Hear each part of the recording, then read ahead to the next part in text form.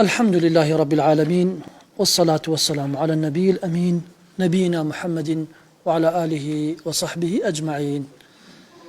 إما لا درسكي رابردو باسمان لو كرت كا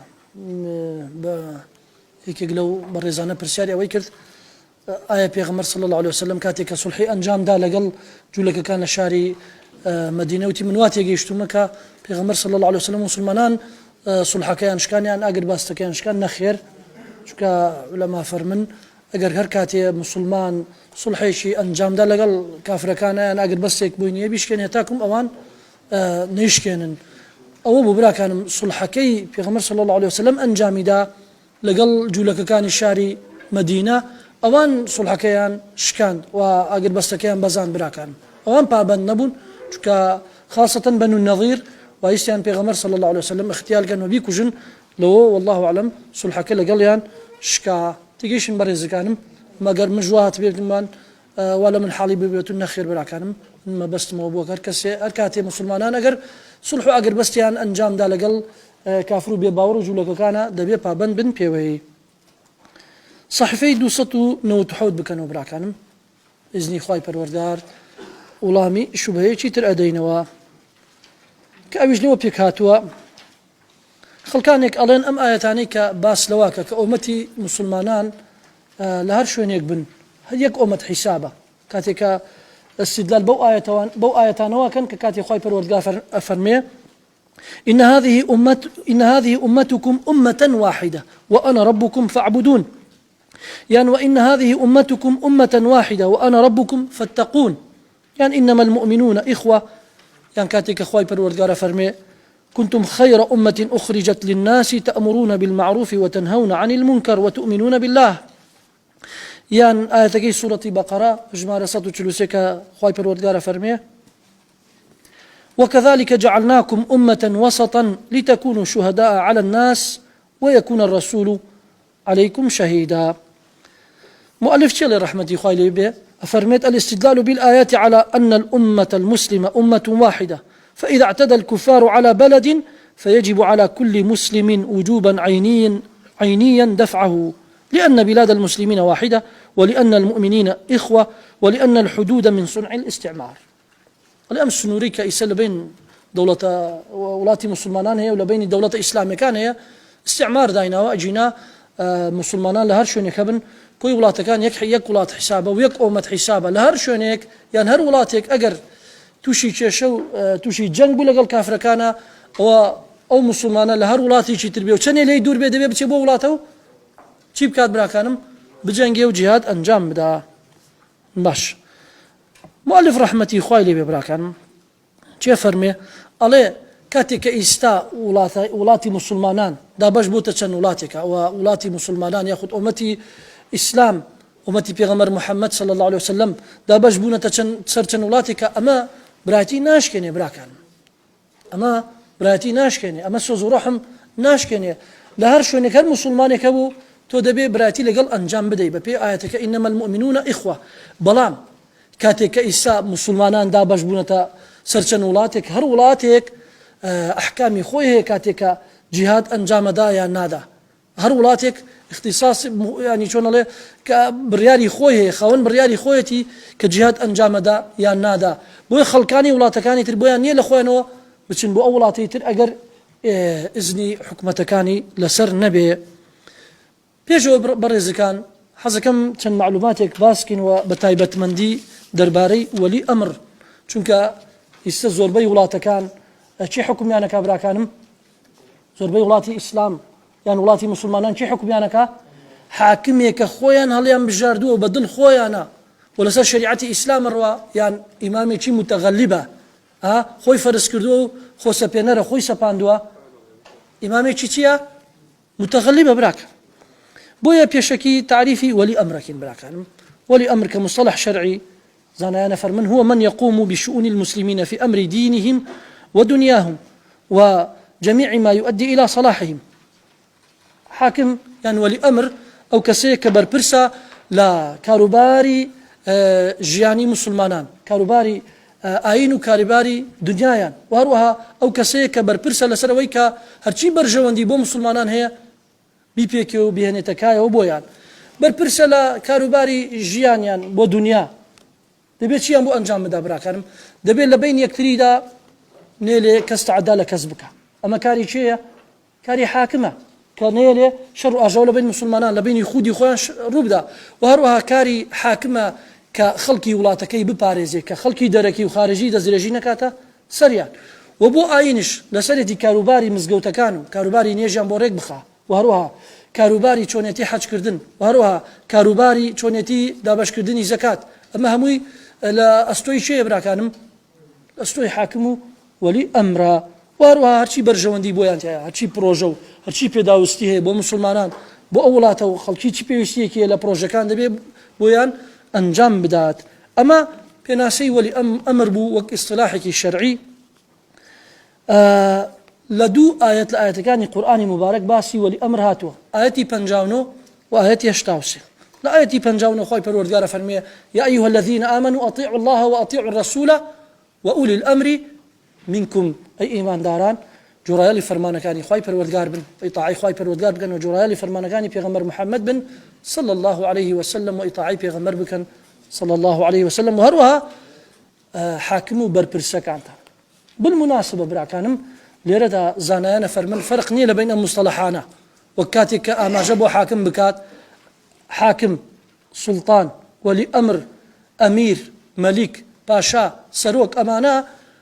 وەک خودی کە ئەوەی لەقەبێکن یاخود ئاماژە بۆ کاری کەسێکەکەن ئەم ئەلفاظانە هەمووی چین متەرادفن ئەم ئەلفاظانە چین متەرادفن ئەمە من حيث مفردە یان کە لە زمانی عەرەبیدا هەر لەفظەی لەگەڵ لەفظەکەی ترا فەرقی هەیە بەڵێ فەرقی هەیە بەڵام هەموویان متەرادفن هەموویان ئاماژە بۆ ئەو کەساکەن کە بەرپرس و حاکمی ئەو وڵاتەیە بۆی بزانین کە فەرق لە بین ئەم ئەلفاظانە نییە حاکم ئیمام وەلی ئەمر خەلیفە سوڵتان ئەمیر المؤمنین یاخود مەلیک یاخود ئەمیر باشە بەڕێزەکان ئاەتی دووەم کاتێک کە خوای پەروەردگار باسی ئولو الأمر ئەکا آيات 83 لسورة نساء كاتك خواي پروردگار فرمي وإذا جاءهم أمر من الأمن أو الخوف أذاعوا به ولو ردوه إلى الرسول وإلى أولي الأمر منهم لعلمه الذين يستنبطونه منهم ولولا فضل الله عليكم ورحمته لاتبعتم الشيطان إلا قليلا لم آيتين برزة كانوا خواي پروردگار هان من أدابو ويكا دوري حكام علماء برز را بگري رێزیان لێ بگریت بەوەی کە لە هەموو خۆشی و ناخۆشیەکاندا یاخود بڕیارەکانی ئاشتی و سلم یان بڕیارەکانی شەڕ و حرب لە خۆمان و قسەی تێ نەکەین و بڕیار نەدەین هەتا نەیگەڕینەوە بۆ چێ بۆ عولەماکان لەم ئاەتە إلى الرسول وإلى أولي الأمر منهم پێغەمبەر صلى الله عليه وسلم نەماوە بۆچی ئێستا دەبێ بیگەڕینەوە بۆ حاکم و بۆ عولەماکان باشە بەڕێزەکانم هەر کاتێکە چونکە بزانە لێرە هەتا دەوری عولەماش چەندێ گرینگە کە ئەگەر هەر ئۆمەتێک مەربوط بێ بە عولەمای خۆیەوە تووشی چی نایەن تووشی سەر لێ شێواوی نایە واتە بڕیار لەسەر ئەوە بدەیت ئەمە جیهادە یان نا ئەوە کاری من و تۆ نییە براکان ئەوە کاری چێیە کاری عولەماکانە کاری زاناکانە وەی خوای پەروەردگار هانمان ئەدا کە لێرەوە ئێمە مەربوط بین بە عولەماوە و ڕێزیان لێ بگرین و ڕێز لە بڕیارەکانیان بگرین لە خۆمانە حکم نەدەینە سەر کەس لە خۆمانەوە بڕیار لەسەر هیچ جەنگ و لەسەر هیچ جیهادێک نەدەین هەتا نەگەڕینەوە بۆ ئارائی عولەما بزانین ئارائی ئەوان چییە ئەجینە ئەگەر لە خۆمانەوە بڕیارماندا ئەوە وەک چیمان کردووە وەگەوەی شوێنی شەیتان بکەوین چونکە شەیتان زۆر حەزی بە گومڕاییە باشە بەڕێزەکانم ئەمە بەنسبەت ئەو ئاەتانی کە باسی وەلی ئەمریان کردووە مەرجەکانی وەلی ئەمر چیە براکە مەرجەکانی وەلی ئەمر یەکەمینیان ئەوەیە حاکمیان وەلی ئەمر دەبێت چی بێ دەبێ مسلمان و ئیماندار بێ دومینيان دبي عدل به عدل بيناسكي لا محدثين شيئا هو أن يكون ملازما للتقوى ومجانبا للفسق وخوارم المروءة يكم شد دبي أو حاكمة شي به مسلمان به وإيمان دار به دوم شد دبي هرشي الركارة كانوا هرشي الرقايق أو هيك برو تقوى وترسل خواي برودقار بيبا أنجامي بدا وتكسيكي متقي وإيمان دار أهل طاعة وعبادت به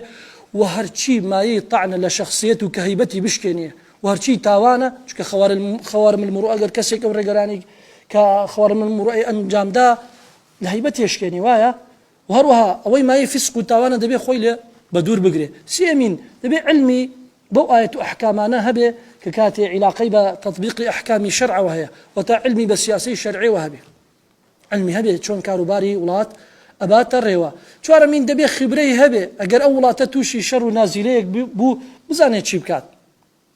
بزاني شون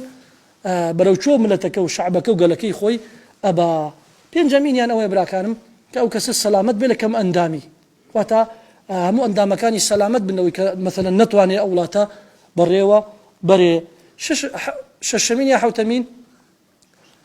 ششمين يعني دبي الشجاع به كسيشي آزاو قارمان به ترسنوك نبي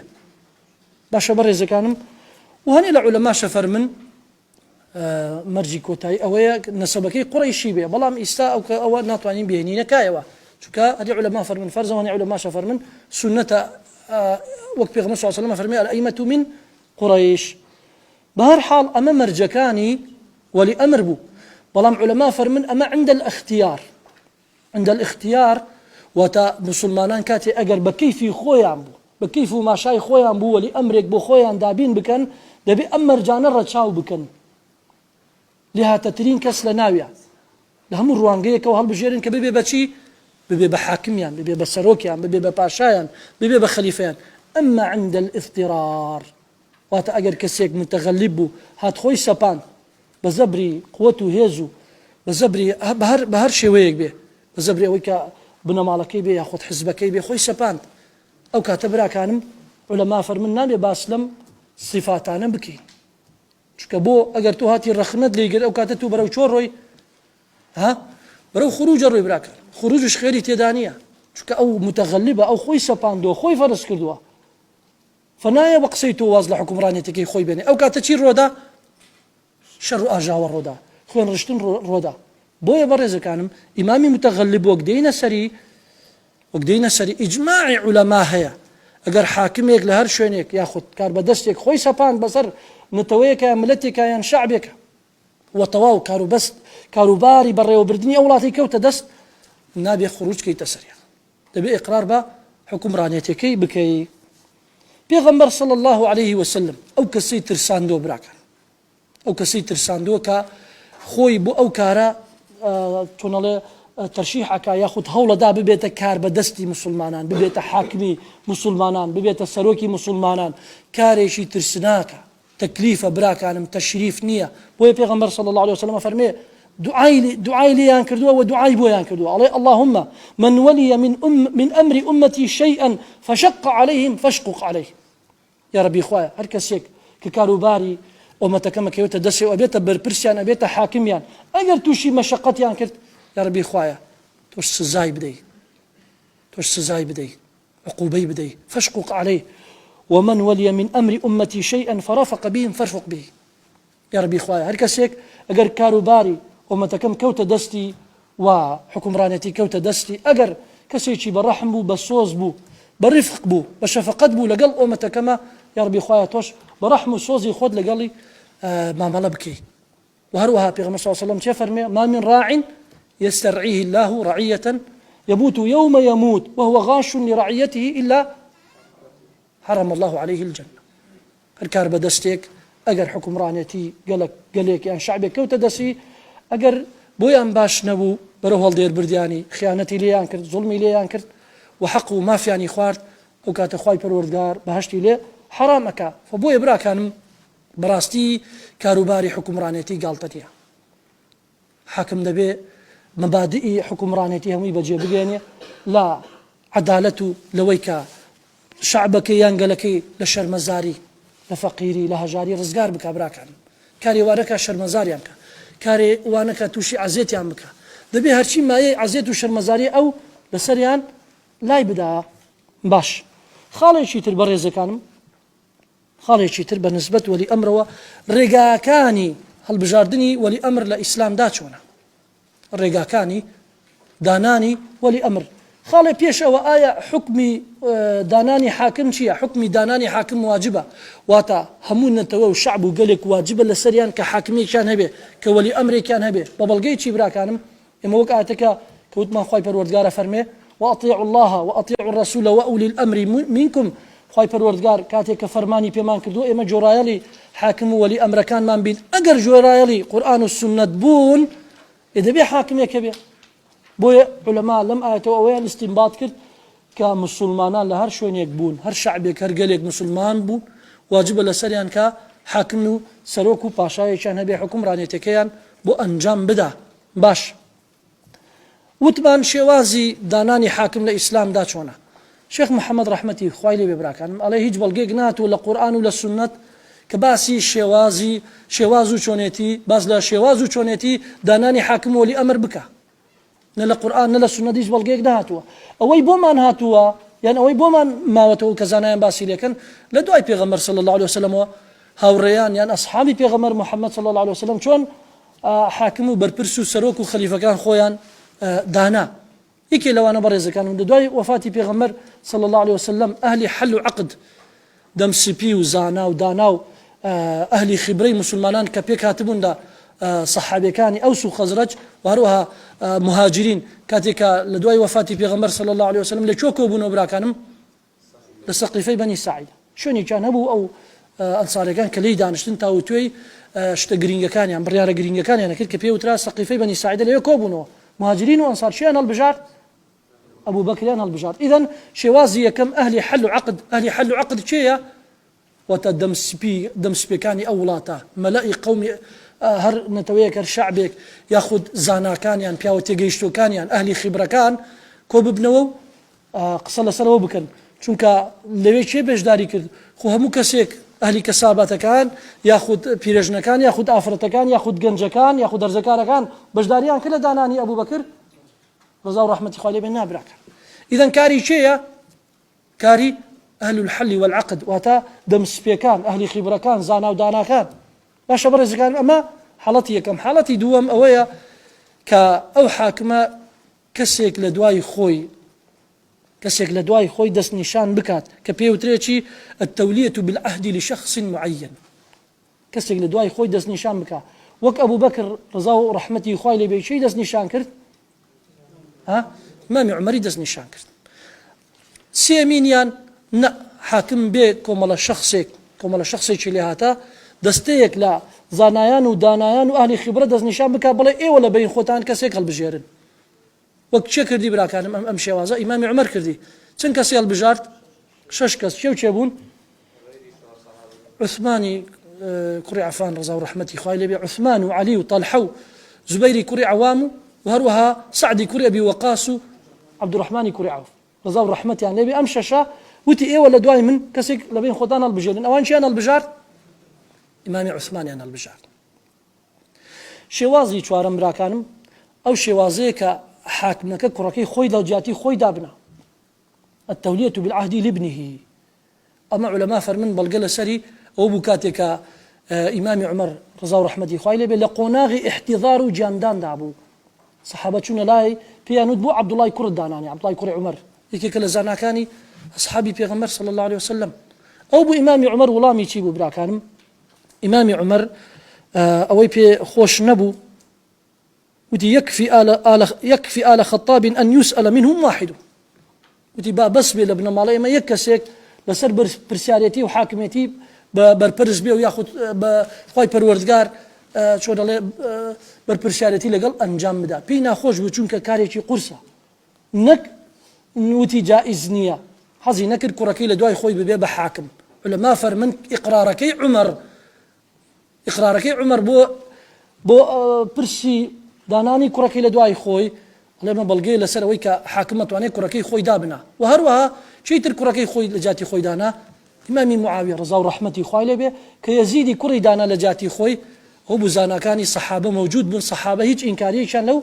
كارنا كردوا تيجيش مرا كانم إقرار يعني كرد بوي أما بيت بلقى كهر حاكميك أجا بزاني كركي لدواي خوي كسي تشيلي هاتيا والشياوة بو أوشينو وحكم رانيتي أطواني دايبنا حالتي الشم مرا كانم لچونيتي داناني حاكم أويك إمام با بنجمين يعني براكانم أويك حاكميك بخو سباندن ياخد بتغلب ياخد بخو فرس كردن بيت خوي بكاتا حاكمي مسلمان أميش لا ميجو إسلام دا زورة براكان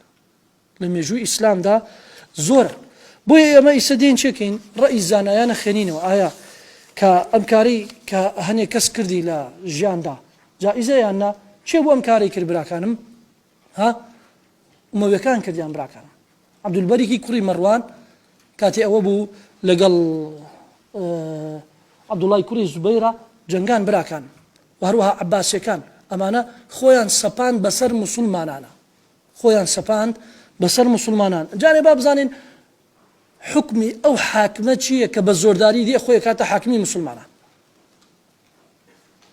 بزانە ئەڵێ قال الإمام الشافعي صحيفەی 299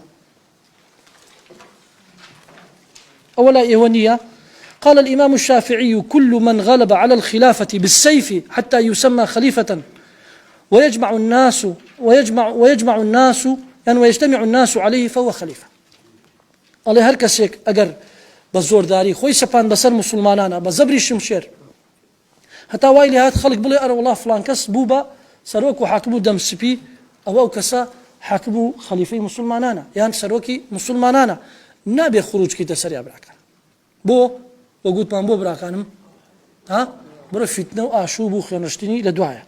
لە دوای ئیمامی ئەحمەد بزانە ئیمامی لە دوای ئیمامی شافعی عفوا ئیمامی ئەحمەد چێ فەرمێ الله ومن خرج على إمام من أئمة المسلمين وقد كانوا اجتمعوا عليه وأقروا بالخلافة بأي وجه كان بالرضا أو بالغلبة فقد شق هذا الخارج عصا المسلمين وخالف الآثار عن رسول الله صلى الله عليه وسلم والله هر کەسێک کاتێ ئەگەر ڕازی نەبوو بەو ئیمامی کاتێک کە مسلمانان بەڕزامەندی خۆیان دایان نابێ یان ئەو مسلمانە بە زۆرداری و بە غەلەبە یان بە خۆفەرزکردن خۆی کردبێ بە حاکم ئەڵێ ئەوە چی کردووە کەسە کارەکەی ئەگەر ناڕزایی دەربڕ یا خودوای سیلای بدا بەچی حیسابە بە خروج حیسابە و هەروەها ئەمە پێچەوانەی ئەو ئاسەوارانەیان ئەو حەدیثانەیە کە وەک میراتیەک وەک میراثێک بۆمان ماوەتەوە کە هانی چیەدا براکانم کە ئەگەر حاکمێک هەرچەنێ خراپش بوو مەدا و کوفری بەوە حینی ئێمە دەبێت چی بکەین لەگەڵیا دەبێت سەبرگرین لەگەڵیا وهروها قال أحمد بن حنبل جاري شتر والسمع والطاعة للأئمة وأمير المؤمنين البر والفاجر ومن ولي الخلافة واجتمع الناس عليه ورضوا به ومن غلبهم بالسيف حتى صار خليفة وسمي أمير المؤمنين وأتى باور مسائل عقيدية من بيرو باوري مسلمان دايا السمع والطاعة بوشي للأئمة سجور إمامك البر والفاجر بر يعني شيء حكمة شاكا كان لأخوات رسكات أي فاجر كان شين أهل معصية براكان أهل ظلم كان وهروها ابن تيمية فرمي رحمته خوالي به والسنة أن يكون للمسلمين إمام واحد والباقون نوابه الله أو شاكا وكاري شي باشا أجا همو مسلمان يك حاكم يعني به أواني ترشيبن جقريبن بلان أجروان أبو فإذا فرض أن الأمة خرجت عن ذلك لمعصية من بعضها أو عجز من الباقين أو غير ذلك فكان لها عدة أئمة الله أجر بلا ما أجروان أبو مسلمان لقال يكترين جنجا أوان في قبول نبو كسيك دبس بيبي وأواني تر جقريبن يا نائبين هركسو بو خوي سبان بسر صدورك أبو بحاكمي أو ولاته ياخذ أو شعب قلا أو كاتلتي لكان يجب على كل حال إمام أن يقيم الحدود ويستوفي الحقوق واتا أما بانغوازك بويك مسلمان دان بتشي بكن براكانم بحكم إمامي متغلب يعني خوصة بينار يعني وكسيك خوي فرز كدو بسر مسلمانانا وقال محمد بن عبد الوهاب شيخ محمد عبد الوهاب رحمتي خوالي به الأئمة مجمعون من كل مذهب على أن من تغلب على بلد أو بلدان له حكم الإمام في جميع الأشياء الله إمام برزكان كودنج لسر شي براكانم لا هم مذهب كانش لسر أوي أجر على أن من تغلب على بلد أو بلدان هركسيك أجر خوي فرس كرد سر ولاتك وخوي خوي كرد بحاكمي أو ولات له حكم الإمام في جميع الأشياء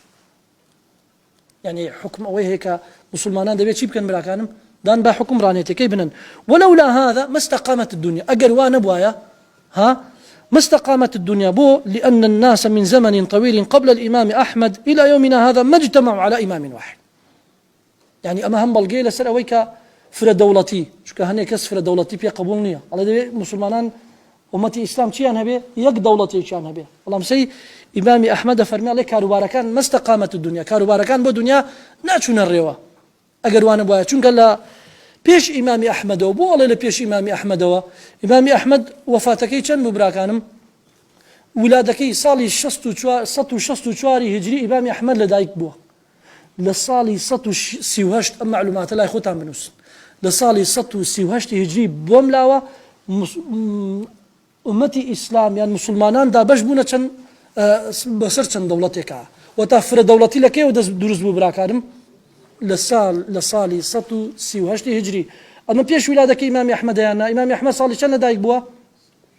164 هجري بنص وفاتكي 240 بوا يا شيخ محمد عبد الوهاب رحمتي خايب لي عليه ولولا هذا ما استقامت الدنيا لأن الناس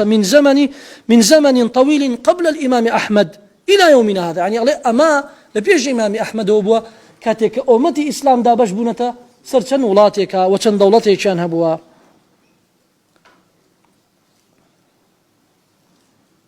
ما اجتمعوا على إيمان داران ومسلمانان لبيش إمام أحمد ما اجتمعوا على إمام واحد ولا يعرفون أحدا من العلماء ذكر أن شيئا من الأحكام لا يصح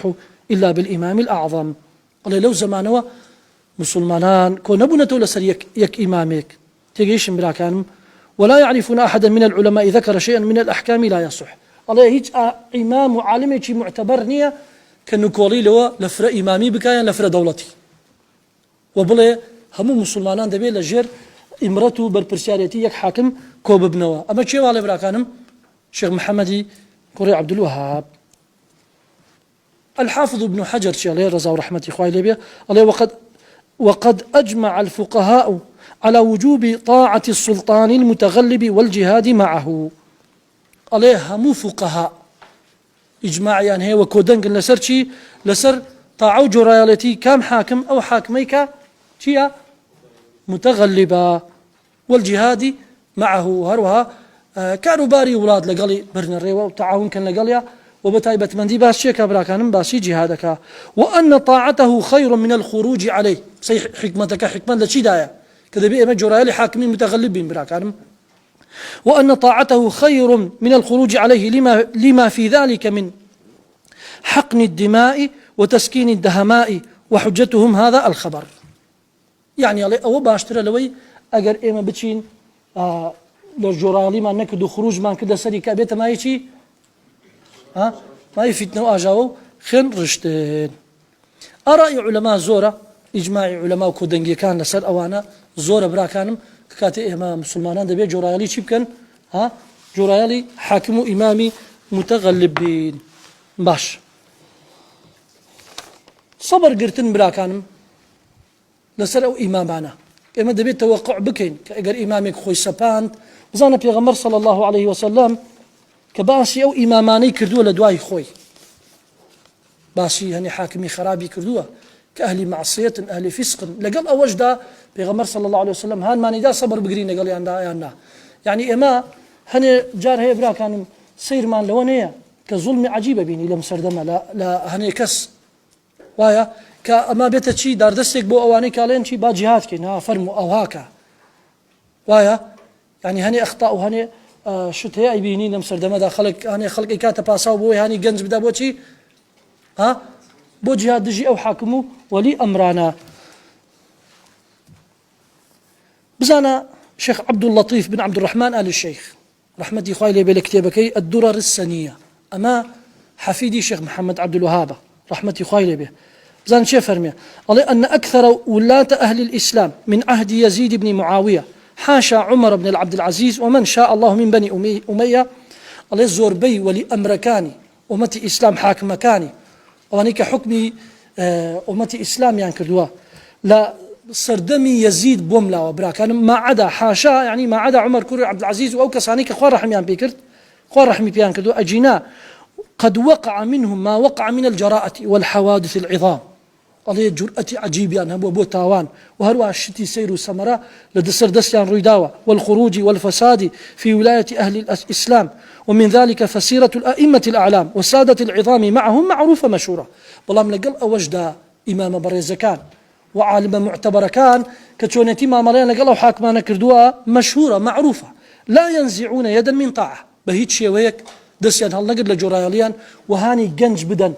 بو ويران كاري بو جهاد بو خروج هاني جنج نداو براكان لسبا سكين كا هني إمام هي تشي لسر دستي رويدا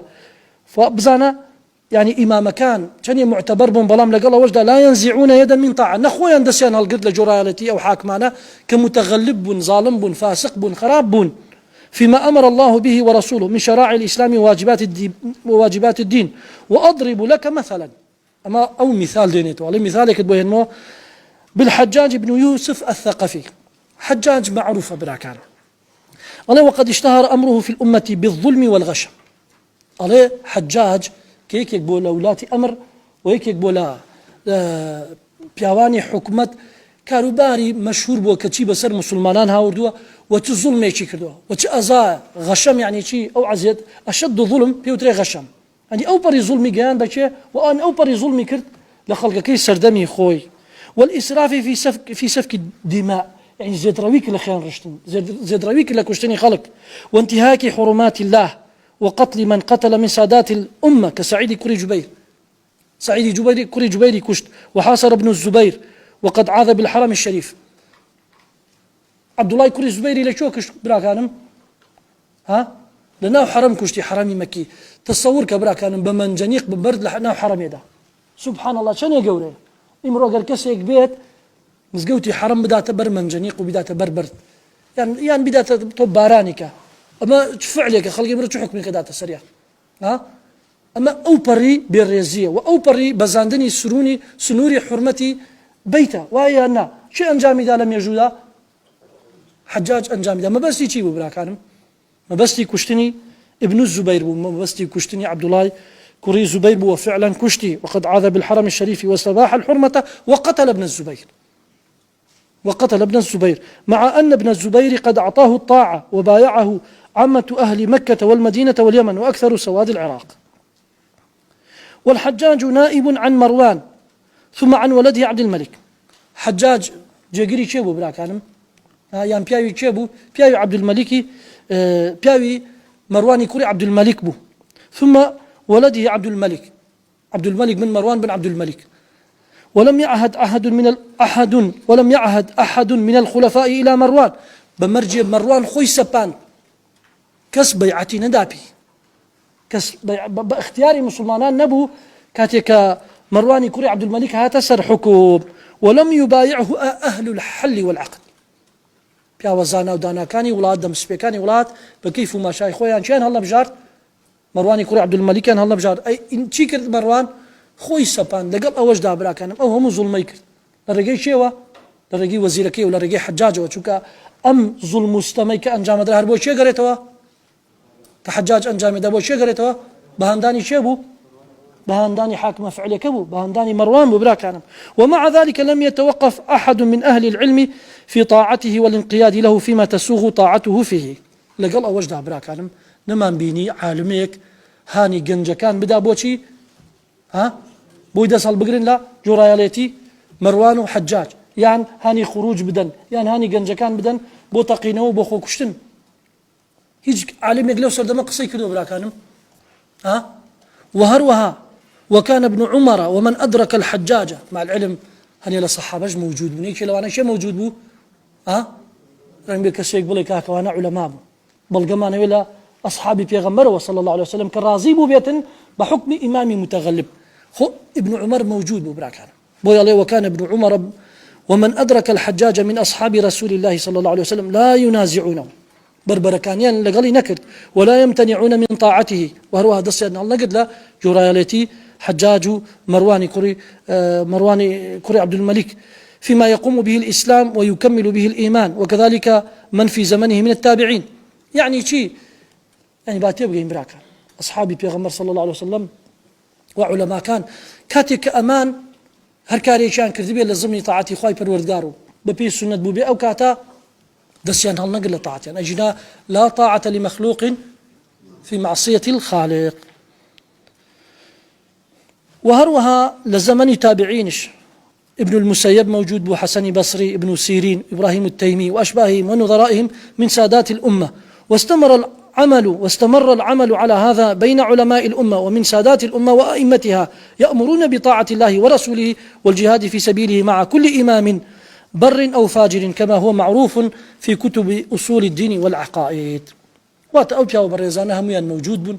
كاتك أم ظلم أم شطاني أنا بيني طبيعي دعاء نكرت موقف علماء شيء لو سرد من براكان إذا سوستان واستابون ما براكان دعاء بو حاكم كرت كخواي پروردگار إصلاحك وأو خرابانيان أيام بيني أو خرابيك أيام بيني تشيانا كلي إنكاريان لي يكر بلان بشي براكانم لا ضلوا براكانم من رأى منكم منكرا فليغيره بيده فإن لم يستطع فبلسانه وإن لم يستطع فبقلبه وذلك ضعف الإيمان. يعني هني جار رازي دبون حاشا وكلا براكان كخواي پروردگار فرمي ولا تعاونوا على الإثم والعدوان بل إنما أو بوك هاني كسيان ندى چونك أيانزاني قصب بكن ياخذ نكولي بكن بعلني ياخذ خروج بكن سر أو حاكمة زرركي زياتر بو يانا زرركي زياتر بو. نموني دوما هنا وكذلك بنو العباس استولوا على بلاد المسلمين قهرا بالسيف لم يساعدهم أحد من أهل العلم والدين وقتلوا خلقا كثيرا وجما غفيرا من بني أمية وأمرائهم ونوابهم. يعني بزانا وقباش ما قال بيغمر صلى الله عليه وسلم هم تهديدي حاكم مكاني كدو أجر خراب خواي پروردگار خراب يعني بسر دينه هم تهديده وهم خبرشه أو دعايا يعني أو حديثي في غمر صلى الله عليه وسلم هم تهديده اللهم من ولي من أمر أمتي شيئا فشق عليهم فاشقق عليه أما هم تهديده وهم خبرشه يعني إمامي خرابي بسر دي وهي أو ظلمي بنو أمية لقى خلق كرديان شي أم بسراتو بسر خويا ناتوا شي أنجامي دا لقاليان عباسية كان براكان كما تدين تدان عباسي كان بسر يعني هاورد أما باسمان كل ميجو براكانم ككاتي خلقاني شي خراب يعني هاني حاكمي ظالم كتشون ظلم لمسلمانان كدول لقال وجدا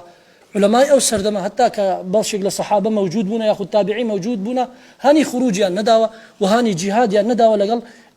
حاكمي ظالم وفاسق يعني إمامي متغلبة ببراكانم وقباسمان كدر أنجامكي خراب تربيه ويفتنوا آجاووا آشوبوا وهروها خيون رشتين لنا مسلمانان رونا دا باسي أول شكين براكان بيغمبر صلى الله عليه وسلم باسي بشيك لا روشت خرابكاني هاني حاكمي كدوا كلا أمتكي لا ينحاكم كان والرؤى دا لا كوي أو أحاديثاني كباسي فتنكاني كدوا الله هاني حاكم دين حكمي أمتك ما كان لا هاني زمان كان الله لا يهتدون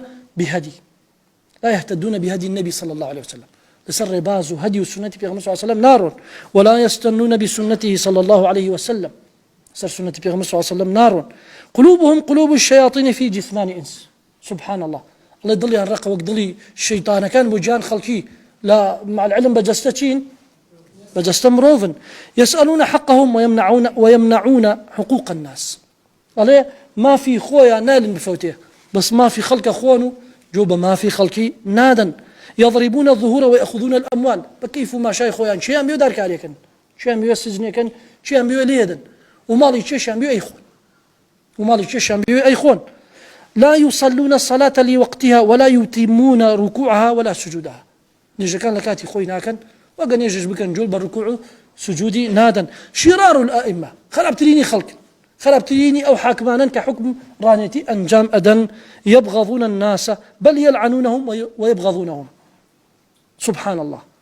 يعني زور رقيان لا خلقوا كسوا ناس ملتوا شعبوا قالي خويانا وهروها بنفرتي أنا كان رقيان لي أنا بيتوا لقال وجد براكانم أمر ما بيكراو بشي تسمع وتطيع للأمير وإن ضرب ظهرك وأخذ مالك باش ليرة دابر إذا كان حزكم ولامي أو شبهيش بدينوا بداخوا هنيك واعظ ياخذ هنيكس زور بجرأته ردي أم بشيان كدولة حديثك في غمر صلى الله عليه وسلم كحديثك حذيفة كوريا مانا كباسي فتنة كباس ردي أم بشيان كدو براكان ردي أم بشيان كدو بباساوي شي بيني من هنيكس جرأتي كده سر بمبركي ودي هر إمامي كان هر ملايك بله سمع طاعتها بيبو إمامي متغلب أو ملايك دروك بيني من بيسنا نواي براكانم هر كسيوتي اسمع وأطع للأمير ئەوە کەسە درۆکە ئەم نییە. ئەڵێن چی براکانم ئەمە لە کۆتای حەدیثەکەی حوذەیفە ئیمامی مسلم و حەدیثەکەی حوذەیفە لەکوێ هاتووە لە ئیمامی مسلم دا هاتووە. ئیمامی مسلم ڕەحمەتی خوای لێبێ ئەم زیادەی وەک تابع هاوردووە وەک زیادە لە دوای حەدیثەکەەوە ئەم زیادەی هاوردووە. باش دارەقەطنی وتی چی ئیمامی دارەقەطنی وتی ئەم بەشە ضعیفە. دارەقەطنی چێڵە ئیمامی دارەقەطنی یەکێکە لە محەدیثە گەورەکان لە مێژووی ئیسلام ئەڵێ ئەم بەشەی کە ئیمامی مسلم وەک تابع وەک شاهد هاوردێتەوە بۆ حەدیثەکە ضعیفە بە بەڵگەی چی لەبەرەوەی ئەبوو ئیسلام لە سلسینەی ڕوات و بجێرەوەکانی حەدیثەکە لە سلسلەی ئیسنادەکە ڕواتی ئیسنادەکە ئەو پیاوە گوێی لە حوذەیفە نەبووە. ئەو پیاوە گوێی لە حوذەیفە نەبوو ئەبوو ئیسلام مەمتور الحەبەشی. ئەمە ئەو وایوت ئیمامی نەوەوی وتی بەڵێ لەو ڕێگەیەوە ضعیفە بەڵام ئیمامی نەوەوی ڕەحمەتی خوای لێبێ ئەڵێ لە چەندین ڕێگەی ترەوە هاتووە حەدیثەکە صحیحە. ئیدەن ئیمامی مسلم وەک زیرەکیەک کاتێ ئەو برگەیە هاوردۆتەوە ئەیزانی لە شوێنی تر ئەو برگەیە پاڵپشتی ئەکرێ وە صحیحە بۆیە بەداخەوە جورئەتیان کرد زۆر حەزیان لەوە بوو کە گەنجەکان خروجکەنە سەر ئیمامەکان یان خروجکەنە سەر حاکمەکان و زۆر حەزیان لەوە بوو کە سۆزی گەنج بۆ خۆیان ڕابکێشن و هانی تونند و تیژی بدەن ئەو جورئەتیان کرد بەوە ناڵین من تكلم في غير فنه أتى بالعجائب. سبحان الله چونکە جاهلن کابرا واعظە